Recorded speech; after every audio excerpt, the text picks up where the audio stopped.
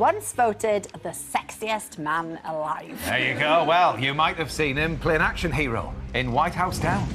He got down to the bare essentials in Magic Mike. He did, and he showed us some very uplifting dockside dancing in Step Up. Well, that's a definite 10. Please welcome Channing Tatum. Hey, Channing, welcome. Nice to see you. Hello, how are you?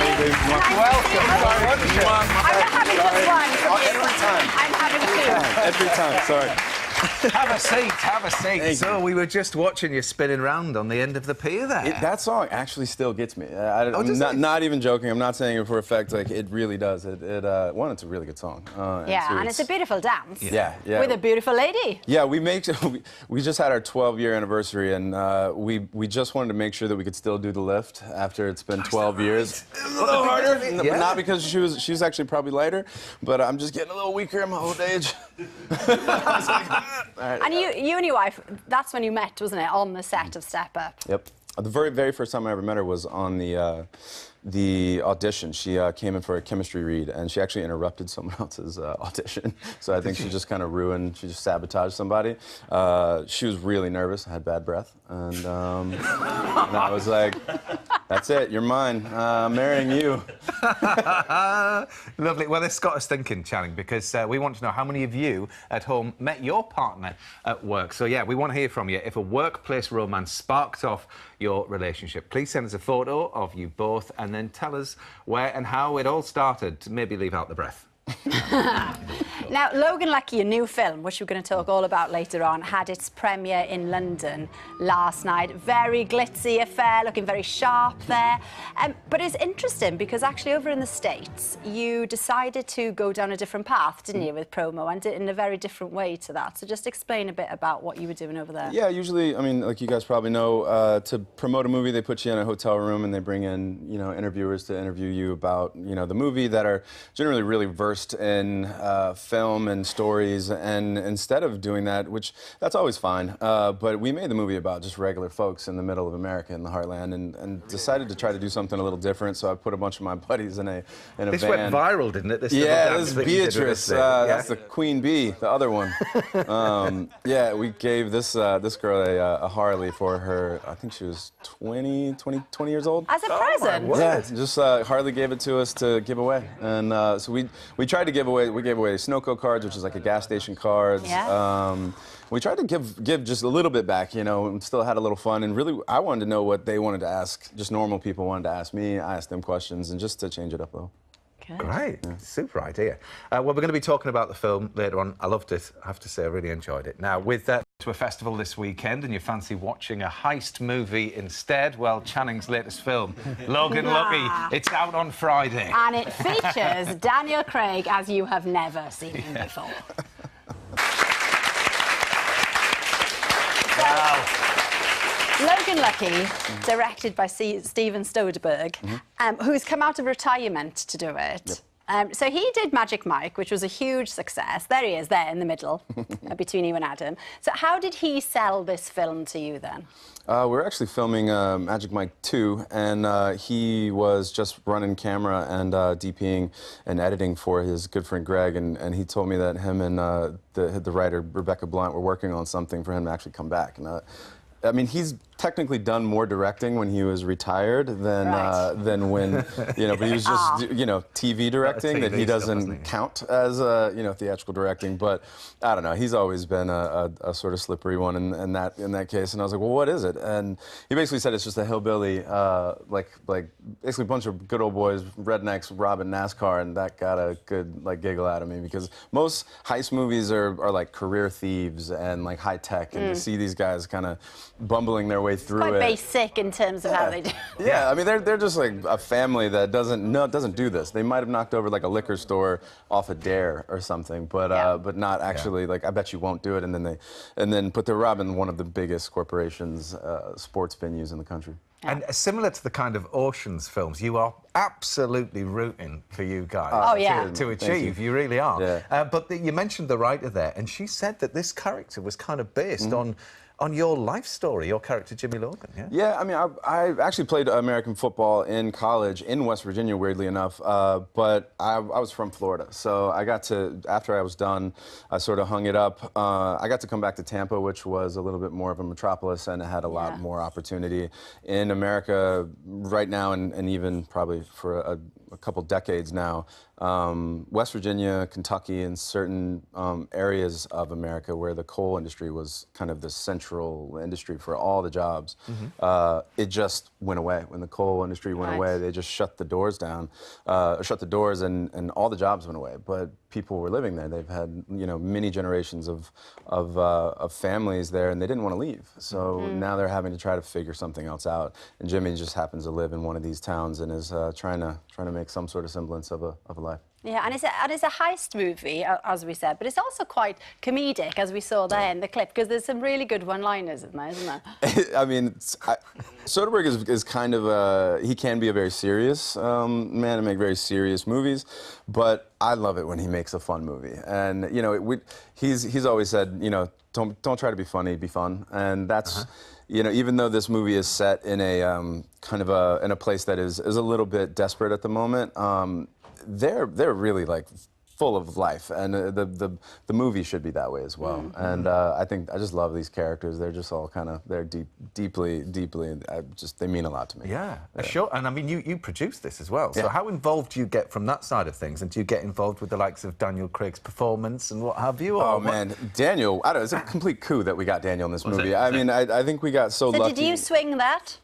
No, I think that was all Steven. I mean, when Steven calls, everyone sort of, you know, anyone will pick up his phone call, and just about anybody will do a Steven Soderbergh film. He's just that kind of a filmmaker. But we got really lucky that Daniel was coming out of, you know, the Bond world, and which had kind of, I'm sure it consumes your life. You know, even the press for the thing takes up like a year of your life, traveling around and doing the whole dance.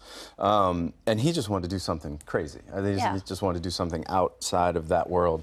And he kills it in this movie. Well, he looks so different to 007, doesn't he? That's the thing. I mean, his hair's like that bleach blonde. Yeah. What did you do then in terms of preparation for your role? And I just got to eat pizza and drink beer, like hard.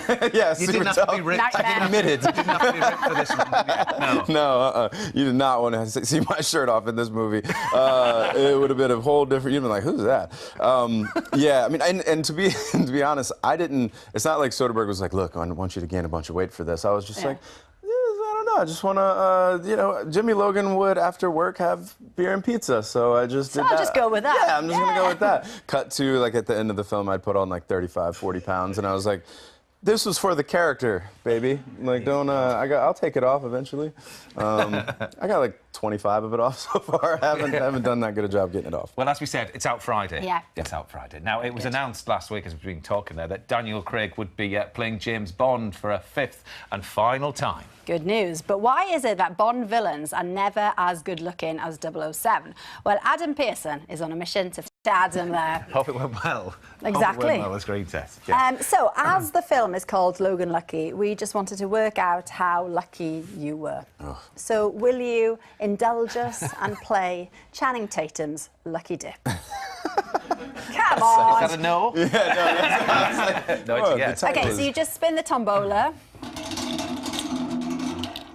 There you are, OK, and then I had trouble with this, to be honest. Then you spin it again, and then that comes out, yeah. There we go. There OK, what's the number, Channing? So lucky 7. Oh, lucky number 7. You got 7. OK, right. Tell us about your lucky break and how it involved Ricky Martin. Yes. Yeah, they were casting for his She Bangs video in Tampa. My buddy was going, and I just happened to be riding with him, and it was sort of just a dance audition, you know. And I'm not a dancer. I never took class or anything, but I was like, all right, whatever. I got nothing to lose, just to go in there and dance around like an idiot. And I ended up getting the thing and getting basically a paid. You didn't make any money. It was a paid vacation to Atlantis in the Bahamas with Sounds good. like I don't know. It was like think I was 19 years old, and it was like me and 4 other guys, and then like 50 women. And I was like, great, you don't need to pay me. I'm good. It's kind of like the one show tonight in the studio audience. It's like me and you and this lot. Shall we have a look at the video? Oh, yeah, you're pretty good with the cocktail Yeah. Hang on, we're going to need to see that again. We don't have... Good, did you? No, you didn't. There's another flash in there that I have a woman flying around in the air. There you go, there's that one there for you, Channing. One, okay. How much of your dancing ability is down to luck or kung fu? Yeah, I did kung fu from like 9 to about 13, and I think it was really just my parents would need to put me in anything, so I just wouldn't like. I don't know, getting into trouble. I was a very overactive kid, and anything to sort of just discipline me. But it was a really beautiful thing to, you know, they taught me a lot just about body control and mind control. Yeah. Do you still do a little bit now? Just martial arts. Not. I don't really do kung fu anymore. I've sort of moved away from my instructor that was in Mississippi. But yeah, just mixed martial arts. Okay, one more. Come on. There you go. Stuff in. We've Well. got problems now. Nope. We'll read anyway. Listen. Let's do 7. We've got to do it properly. Again. We've got to do it properly. 3. Number three. Okay, how lucky do you feel to have danced with this superstar? It was Beyonce. This was My a lip wife sync. almost had an entire other baby right on that stage. I'm sure you did. So, did you know that was going to happen? Yeah, I did. Oh my God. So I'd got the clue that she was bringing out Paul Abdul, and because I knew what song she was doing. We're very competitive people, and I actually had no plan to actually get Beyonce. I'd found her contacts, her people's contacts and emails, and I sent this like stupid video completely with the plan of not getting her and just being able to come out. I wanted to come out with like a cardboard cutout of her and dance with her. Yeah. And the day of, I get an email that she is in town and she's thinking about coming. And then it dawned on me that, oh my God, I might have to like dance as Beyonce in front of Beyonce. And like, I still have never met her without looking like her. And we texted and stuff. She's like, yeah, look, we need to hang out, but please just like, don't ever do that again. Like, ever do that again. So, yeah. Tremendous. There you go. Right. They'll be making robotic country farm presenters next. You watch. Right, thank you for all the photos that you've been Yes, sending we've had in. loads, tons and tons. For those of you that met at work, Channing, do you want to read one out very quickly? Yeah. What about there you that go. one there? Yep. That one's nice. Linda and her husband Steve met at work 30 years ago, and they still work for the same company now, 26 years married. Ah, very nice. June met her partner in a drawing office designing aircraft instruments. They celebrate their diamond wedding anniversary next year. Oh, that's lovely. Congratulations. Thank you. And a quick one. Mike and Debbie met at Lloyd's Bank in Woking back in 1983. They celebrated 30 years of marriage in November. Congratulations. And here's Rosemary and her husband as well. They met at the London Camera Exchange 54 years ago. Thank you, Channing, for your company tonight. Thank you, Channing Tatum. Huge round of applause. Logan Lucky is released on Friday. Tomorrow, Michelle and I will be joined by Kate, Leslie and Deb from Celebrity MasterChef. Good Bye. evening.